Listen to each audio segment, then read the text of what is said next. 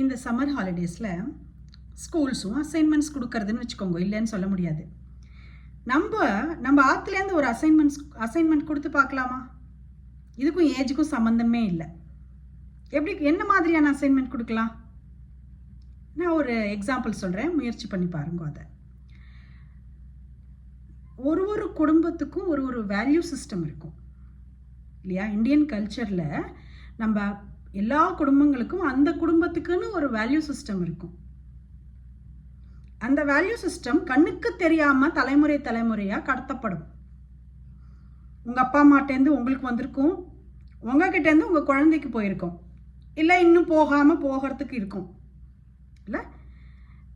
அந்த value system என்ன, நம்ம குடும்பத்தினுடைய வேல்யூ சிஸ்டம் என்ன அப்படிங்கிறத கண்டுபிடிச்சு உங்களோட ஷேர் பண்ணிக்க சொல்லுங்க.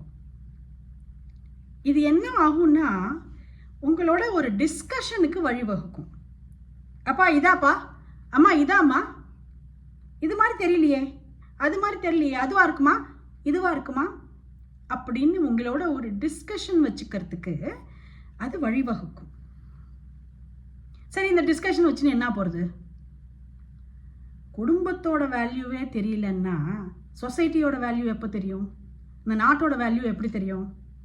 இல்லை, குடும்பத்துலேருந்து ஆரம்பிப்போம். இந்த சம்மர் ஹாலிடேஸில் ஒரு அசைன்மெண்ட்டாக கொடுங்க.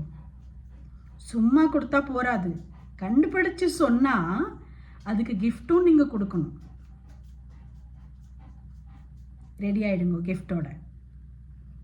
எந்த வயசு குழந்தைக்கும் இதை கொடுக்கலாம்.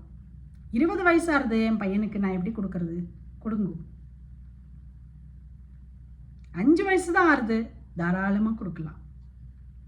நம்ம குடும்பத்தோட வேல்யூ சிஸ்டம்னா என்னன்னு நீ நினைக்கிற? அதான் கொஸ்டின். முயற்சி பண்ணி பாருங்க.